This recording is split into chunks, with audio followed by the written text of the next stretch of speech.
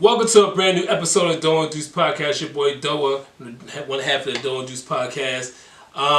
It's my top 10 album review for the 2020. Alright, this is going to be, before we start, INSURED brand, only brand we trust. All day, every day. You know what it is. Hey, I'm doing my top 10 albums, rap albums. 2020 is my favorite albums that I listened to that came out this year. And are they the best albums? I ain't gonna say the best, but these top 10 albums that I listen to. I find myself going back to in 2020. You know, it was a good year of music for hip hop. A lot of people came out, but a lot of people didn't come out for this year. No Kendrick project came out. No J. Cole project came out. But you did have some other projects that came out. So definitely, I'm gonna start and I'm gonna go and over each album and let you know what I liked about the album and why I made the list. All right. And on top of that, if any of the records, and we did a recap for the album, I'm gonna put in a link. All right, bet. All right. So you know how we do. You know it's your boy Doah. I'm about to start it out. All right. And hey, make sure you like this video. Subscribe to the channel. Please subscribe to the channel. And again, in the comment section, if you think that you have an album that you think should make the list, or put your top 10 list in and let me know what you think. Alright, number 10, T.I.'s Libra Scale. This is T.I., you know, I want to say it's like 7th or 6th studio album. This album, again, T.I., me and T.I., you know, he thinks he has 5 classics, I think he has 2. You know what I'm saying? To me, maybe 2.5. Alright, so I think Paper Trail is a good album, trap music, and Urban Legend. I think those are the albums that I would go to. But this one, Libra Scale, was a good album. It was narrated by a lady named Miss Pat. You know, it's a comedian lady. She goes out throughout the album and makes jokes. It's good. But very good songs. The songs with standout songs from that album was the song with him and Young Thug, the song with him and the Baby, the song with him and 42 Drugs, the song with him and his son. It had a great feel. I can't complain. Like I said, it was definitely a good album. You know, it's a great project. Like I went back and I found myself, you know, if I listened to it, I was like, all right, I'm gonna come back to it. Came back to 2-3 more times. I listened to like 5 times. Like, you know, this album not that bad. So it's an album I know I can go back and listen to the whole album from beginning to end. His lyrical skills was definitely, you know, T.I.'s always spit them bars. And again, like I said, it was definitely a good project, and I definitely enjoyed listening to it and going back to it. I would recommend that album to people. And again, me being older now, kind of hearing the stuff that he's talking about, I definitely can relate to the stuff that he's talking about when it comes to the, you know, a lot of things that you can see he's grown as a person. All right, number 9, Busta Rhymes Extension Level Event 2. This is the most. This is a very anticipated album. Busta Rhymes didn't bring out an album out in, I'm gonna say like 10 years, something like that. I enjoy Extension Level, the original. You know, that's one of my favorite Busta Rhymes albums. Big Bang was another great album that Busta Rhymes came out. But this one right here was definitely a good album. As a first listen, I was like, you know, I was more like, all right. But after giving like 4 to 5 more listens, I definitely appreciated a lot of the things that he did on the album. The song with him and Rick Ross was definitely a great song that I wanted to go to. Another one he has one, I forgot the name of the guy. It was a song with a reggae guy on it. I forgot my man's name, but it's definitely a good song on it. You know, say the Bell Biv DeVoe song. Not crazy about it, but it was good. The intro with Rakim with the Pete Barrett and CL Smooth sample, and the Nas I think I want to say was it Nas sample, one of the samples, but definitely it was definitely a good intro to the album. Like I said, it was definitely a good part of it. I definitely enjoyed the album. I listened to it, you know, like I said, I wouldn't say it was like 4 or 5 times. No, I'm lying. Like 8, 9 times. I definitely gave the album some listens. I heard a lot of people get that album praised. It was a good album. You know what I'm saying? Some people, again, you know, Busta Rhymes is an acquired taste of people. He spits bars. That's one thing you cannot, you know, doubt about that man. All right, number 8, 21 Savage, Savage Mode 2, produced by Metro Boomin. 21 Savage is one of those artists that I definitely. You know, he's from London, but he lives in ATL. You know, he's from, you know, he grew up in ATL, East Atlanta. The boy got balls. You know, he always say witty stuff. Like, if you really listen to him, you go, all right, his boy can be spitting. The album was narrated fully by Morgan Freeman. You know, every song had a narration by Morgan Freeman, but it comes on hard with the song "Run." You know what I'm saying? It's definitely, like I said, Metro Boomin did a great job with the production. The songs with him and Drake was definitely good songs. I definitely like. You know what I'm saying? Definitely, like I say, he definitely did some good, tracks. And like I said, it's one of those songs, one of them albums I can listen to. And I listened to the whole album straight through. I'm like, all right. Came back to it a couple more times. Like, and 21 Savage is one of my favorite young rappers. Like, out of the young guys, I like him because he spits that real. And again, he says a lot of witty stuff. Like stuff you go, it ain't. You'll think, oh, I could have said that, but you didn't. You know what I'm saying? He says a lot of crazy stuff. But 21 Savage, definitely appreciate that album. Number 7, and this one was, I forgot how much I listened to this album. I really forgot. I almost forgot to put this on the list. Drake, Dark Lanes demo tapes. This album came out early in 2020, like summertime-ish. I love this album. I forgot how much I listened to this album. I forgot how much I listened to this album because at the end of the year you forget sometimes. Everything about this album I liked. I didn't have no one complaint about this album. Drake gonna do his singing thing. He's gonna do his rapping thing. The intro song with the L Cool J sample, you got Chicago Freestyle, you got Tootsie Slide, you got all that stuff that's on this album. Again, I like the album. I can't lie. Like, Drake is Drake. You hate him or you love him. I'm not a Drake hater. I appreciate when someone makes good music. And again, I'm not. My thing with artists and sometimes people, their expectations, like Drake gave me what Drake gives me. You know what I'm saying? And they said this was like some old songs, stuff like that he redid. I like that. Like I said, I like the album. I like the R&B. I like the rap. You know what I'm saying? The things that he did. I like the song with him, Future, and Young Thug. Again, I don't have no complaints with this album. I definitely like this album. It's just me personally. I'm not. Again, what's my acquired taste? I found myself this album a lot. You know what I'm saying? So I definitely had put this album in number 7. Now, number 6 was this album I thought was going to be higher than I thought it was when I first going to do my list. But then I started doing my list and I was like, yeah, it was hard to crack the top 5.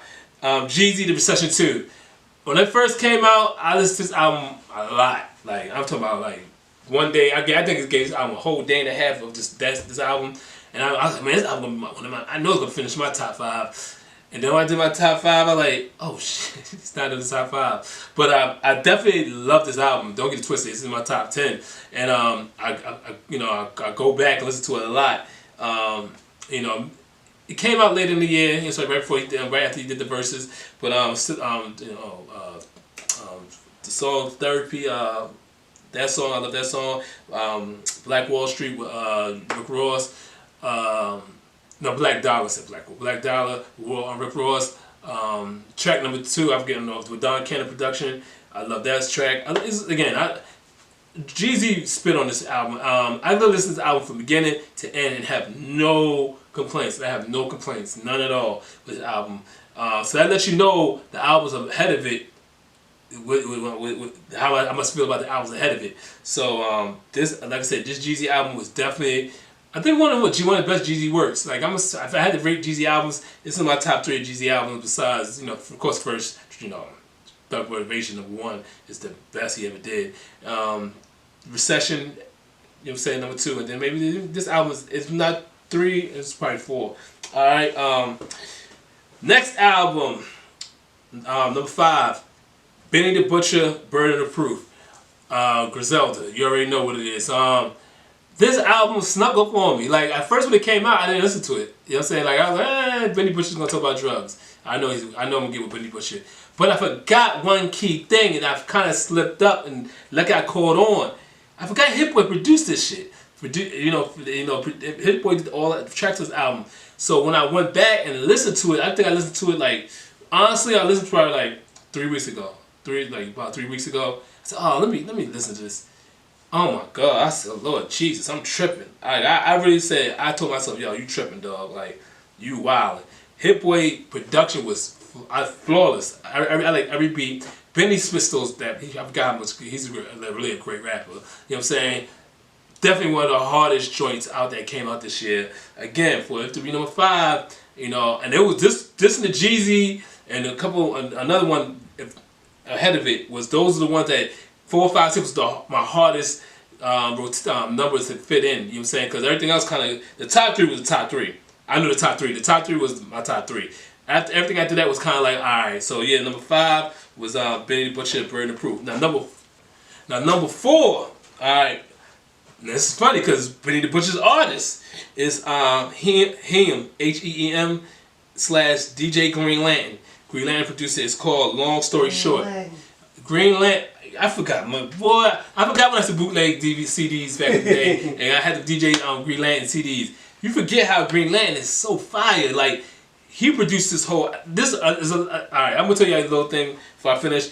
A lot of the things you're gonna hear me. A lot of these albums that I like were produced by one producer the whole album.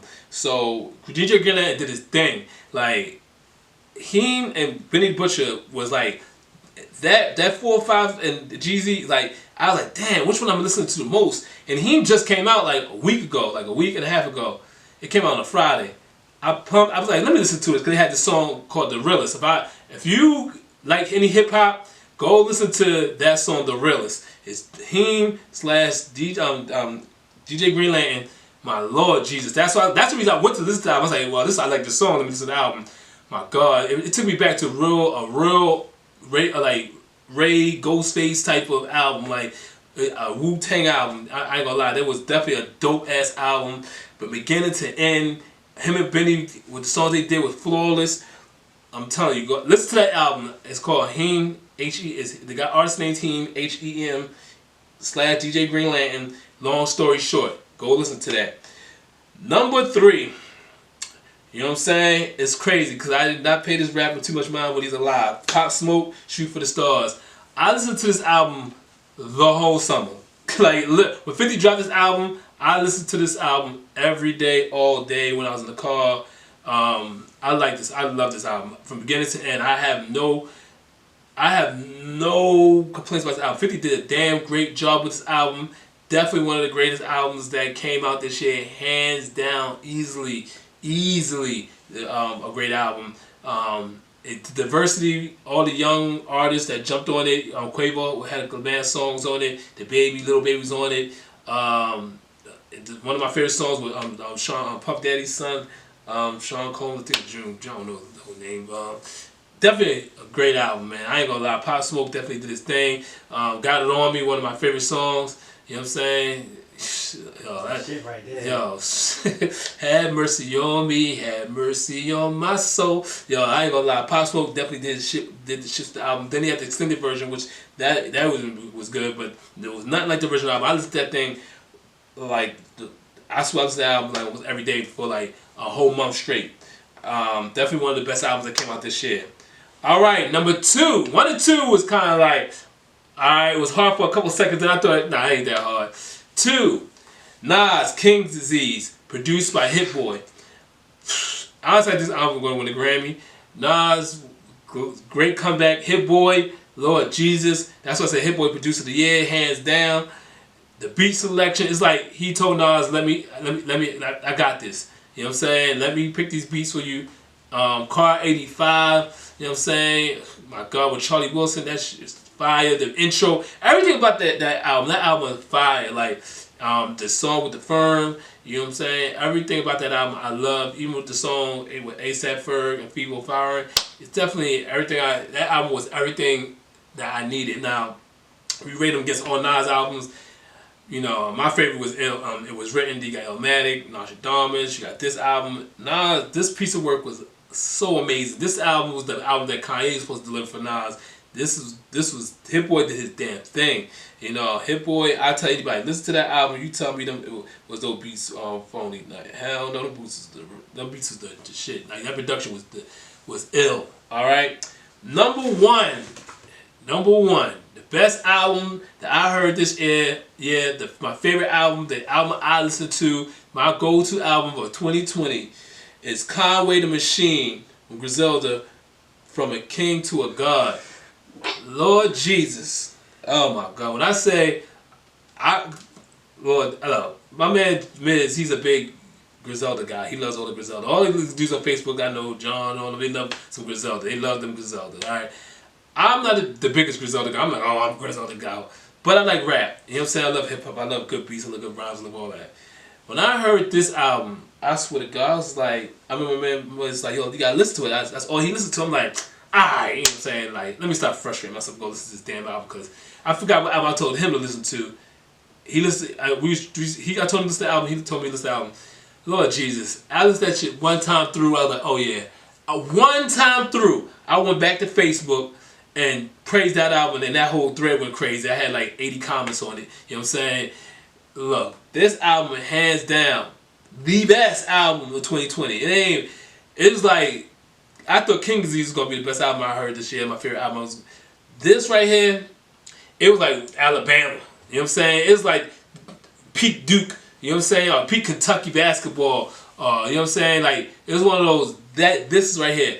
The production, he picked the best production. Every producer that he had on it was hard. You know what I'm saying? Again, he had a Hit Boy track. He had Derringer. He had Pete Rock. He had my man from EPMD. You know what I'm saying? He had mad people. He had my man from Mobb Deep. Then he had the Lemon Squeeze with Method Man verse, maybe the verse of the goddamn year. You know what I'm saying? Lord Jesus, I'm telling you, Conway the Machine did it with this album. This album was definitely the best, hands down, the best album I heard this year. Point blank, period. I can't even. I listen to that album every day. Like I listen to that album. If I don't listen every day, I'm listening to it a lot because now I kind of music. I kind of tone down, listen to a lot of music. I listen a lot of audio books now. But when I need to get in that mood, and I feel like that I need to hear that talk. Conway, man, he says so much ill shit. You know what I'm saying? Like my man says so much ill shit with his bars. I ain't gonna quote none of his bars because go listen to the album. You quote the goddamn bars. You know what I'm saying? But he says mad ill shit and then get so Dej Loaf. All that shit hard. You know what I'm saying? I tell anybody, if you want to listen to something, give that album a listen. Alright? So, again, let me recap. 10 T.I. Libra Scale, 9 Busta Rhymes Essential Level, Event 2, 8 Savage, 21 Savage Mode 2, 7 Drake Dark Lane Demo Tapes, 6 Jeezy The Recession 2, 5 Benny the Butcher Burden of Proof, 4 Heem / DJ Green Lantern, Long Story Short, 3 Pop Smoke, Shoot for the Star, Aim for the Moon, 2 Nas King Disease, 1 Conway the Machine, From a King to a God. You already know it's your boy Doah from Doahandducepod Podcast. Make sure you like this motherfucking video. Subscribe to the channel. All social Share media. it. Go in the comments. Put down your motherfucking 10. You heard my 10. Put your 10 down. Alright? Let me hear what you got. Alright? Like, share, subscribe. I'm out.